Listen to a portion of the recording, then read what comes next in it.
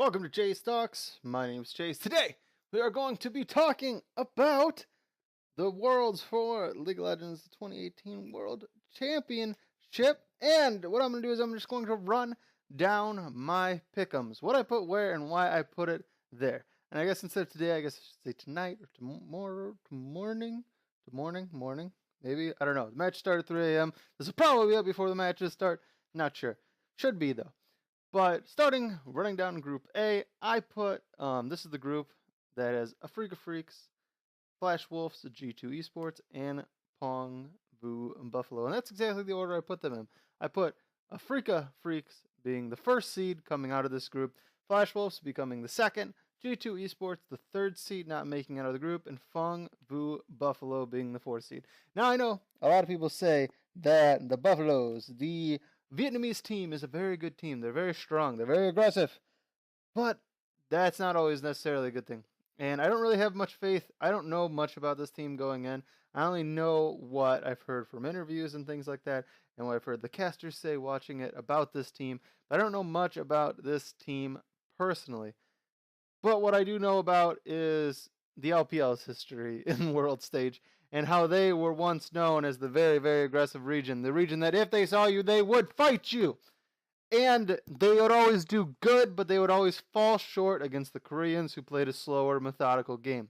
So when they're against teams like Afreeca Freecs, Flash Wolves, and G2 Esports, teams that can play more methodical, teams that know how to slow down a game, play the map, an aggressive style isn't always the best thing. Yeah, you can over-aggressive your teammates. You can over-aggressive them and win some best of ones. But I don't know. Against slow, methodical play, I think that unless they have some crazy picks coming out that no one's going to expect, I think that they're going to fall short against the Afreeca Freecs, the Flash Wolves, and probably G2 Esports as well. G2 Esports, pretty easy to put in the third spot. I think here, there's an argument to be made for it to be in the fourth spot. They looked very shaky. Wonder looked very good coming off the team, but the rest of the team didn't look so great. They didn't look good in their series and in their play-in stage performance in general, actually. The group section, the round robin section, or the play-in knockout stage section. They didn't look good in any of it. They played poorly even in the games they won. They looked shaky at best. They looked like those were easily games that they could have thrown and lost. Or they were games where they barely did win and they barely either pulled back ahead and won or just barely came out with the slimmest of margins. Flash Wolves has been a historically great team. Every single time I expect this team to do poorly at Worlds, they totally blow away my expectations, do much better. Not going to spend too much time thinking that they're going to be doing negatively. I'm just going to go ahead and believe them right from the start. Afreeca Freecs is such a powerful team. They look so good in Korea. They've been doing this thing the entire year with in-house subs where they have a roster of 10 men and they scrim themselves, and it has been working great for their roster. They've been looking great. I have total faith in Afreeca Freecs. I think Afreeca Freecs should be, if they aren't a favorite, I think they should be a favorite for the winning the entire thing, along with some of our Group B participants. With that, I'll move directly into Group B. Now, Group B is the group that has Gen G, Team Vitality, Cloud9, and, of course, the world favorite, the favorites, most people would consider the favorites, to win all worlds and will never give up. Coming in at the fourth seed, or totally missing out in the performance, I think Cloud9 is going to end up fourth in this group. I think this is a very safe prediction. Cloud9, much like G2, did not look strong in their play-in performance. I felt like the Cloud9 that made it to the finals in the North American LCS and the Cloud9 that beat TSM in the gauntlet was not this Cloud9. It feels like there's a disconnect. Of course, it could be that they're playing a higher level of players. I totally believe that the play-in, even the people from the smaller regions, are probably just on a different level from the average North American team. I fully believe that. But they looked very poorly against Determination Focus Me, and Determination Focus Me got smashed by EDG. Like, it wasn't even close. Those were smashes. Those were not good games for Determination Focus Me. And if that was a team that looked like it was an even level, nearly even level with Cloud9 in most of their games, like they had Cloud9's number, like, there's a power difference there. And if Cloud9 can't keep up with EDG which EDG throughout the year has looked shaky at best. I don't think they're going to be able to match up with Vitality, Gen G, or Will Never Get Up. They might be able to get a couple games in, but I think they're playing spoiler. They're trying to stop Gen G or Royal Never Give Up from getting out of this group. Team Vitality, I think they're going to do in the third. It's a best of one format. Team Vitality is a team that's going to fight you. They're going to throw out some crazy things. Things that I said I didn't like about Fong Fu Buffalo, but I know that Team Vitality can throw out these crazy things, and they can come out big in a best of one scenario. I feel like they have the full capability to take games off Cloud9, Gen G, and Royal Never Gave Up in a best of one. I don't think they're going to do good if they would make it out of this group by some miracle. I don't think they would do good in the best of fives.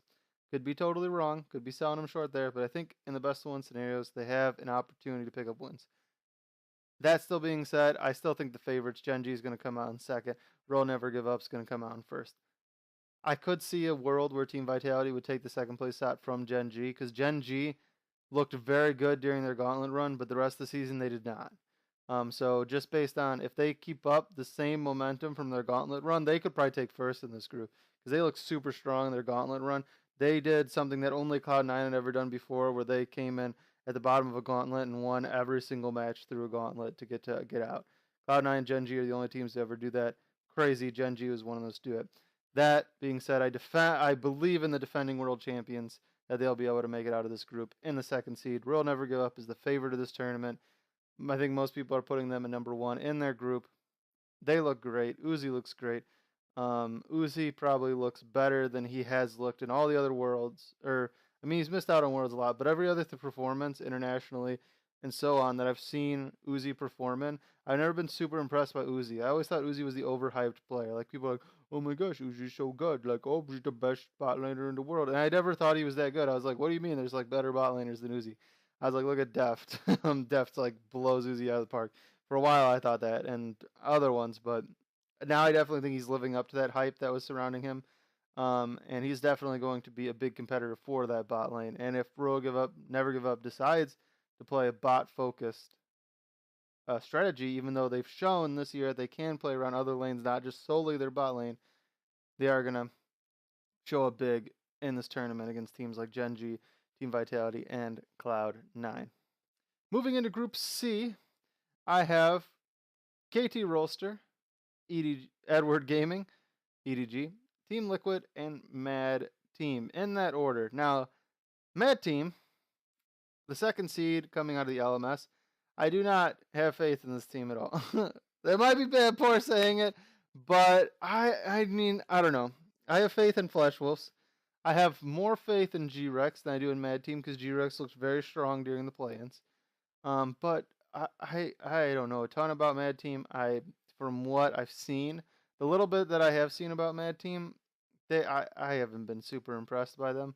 So I think that Team Liquid is going to do better than them, placing third. I don't think this is a group that Team Liquid can make it out, though.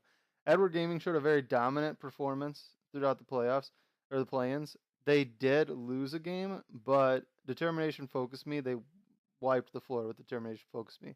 I know you could say if that's a team that's at about the same level of Cloud9, Team Liquid in the playoffs for the NALCS wiped the floor with Cloud9, so that would put Team Liquid and EDG about the same level. Still, though, I think EDG's got the momentum coming in from all their wins. They've got the momentum to keep pushing that forward and come out at least second in this group. KT Rolster is a Korean team built to win Worlds. They've said it themselves that they're built to win Worlds. This is a team that is a stacked roster. It's got so many strong Korean players on it. I mean, Deft, who I was just talking about, great example there. You got Crown in the mid lane. I could be getting that confused right now. I could be wrong, and I could be confusing it with something else. But either way, Mata is their support. They have a great roster, a very strong roster. I don't know why I'm skipping. I almost said Cuvée, but Cuvée is on Gen G. So I don't even know what I'm talking about anymore. I'm getting all these players confused. I don't know. I lost it. KT's an awesome team, though. I don't have the team pulled up in front of me, so I'm all over the place for some reason because it's a very impromptu, unscripted video. I'm just looking at my group play-ins, and I'm just saying why I locked in these teams for this places.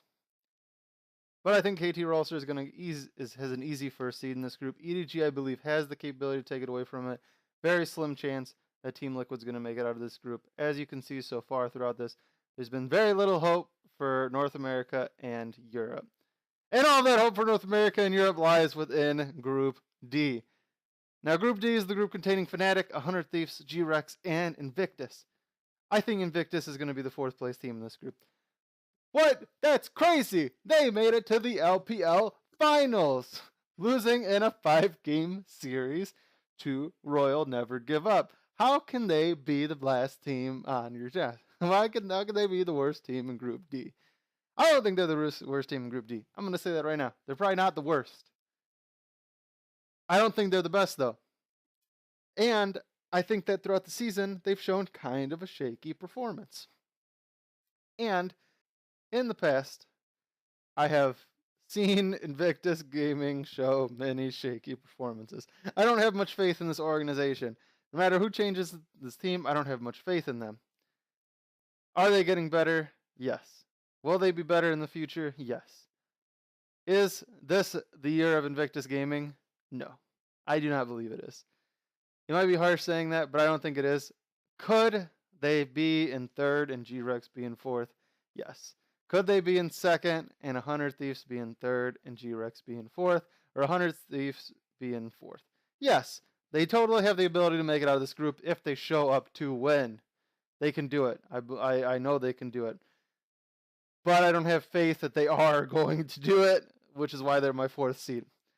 G-Rex comes in the 3rd. They had a strong play-in performance, but I think that during the play-in, during the knockout stage especially, we saw some weaknesses exposed by G-Rex. Not a lot, but some weaknesses exposed by them that teams like Fnatic and 100 Thieves that are very veteran-heavy teams can, and even Invictus Gaming to some extent, can exploit. And we've yet to see a ceiling of G-Rex, which the casters had spent some time talking about.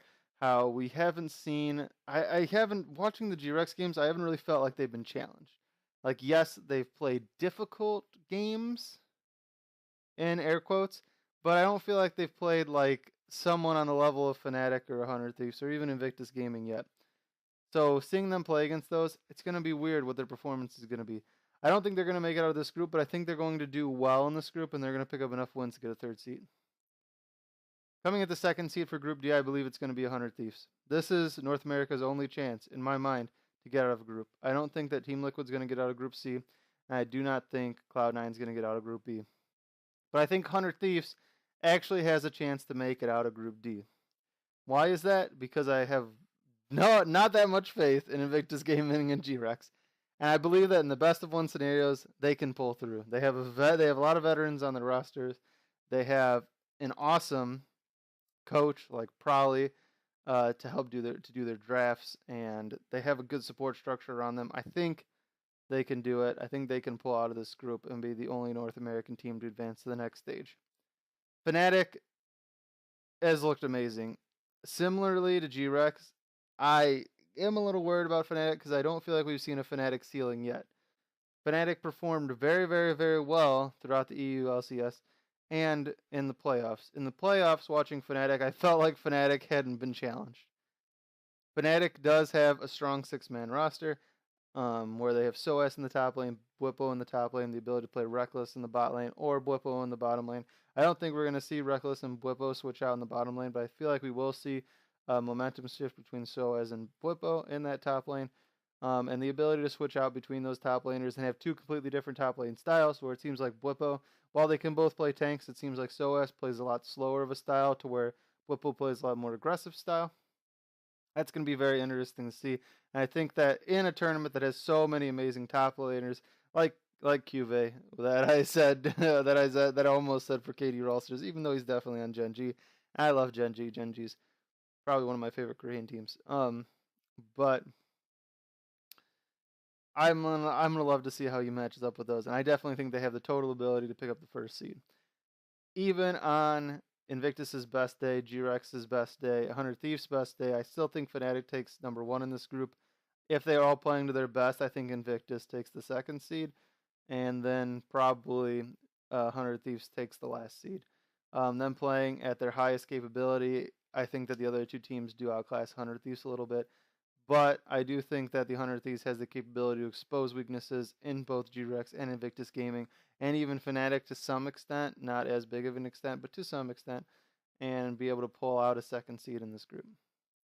Well, those are my pick'ems. Why I picked what I put in each position, and why I put them in that position. If you disagreed with me, that's awesome. I'm sure a lot of people disagreed with me. I feel like I have a couple things that are controversial and a lot of things that aren't controversial at all. But let me know down in the comment section down below. Thanks for watching. Remember to rate the video, comment the video, and subscribe so you don't miss another episode of Chase Talks. And until next time, this is Chase, getting his pick'ems ruined after the first day of Worlds. Signing off.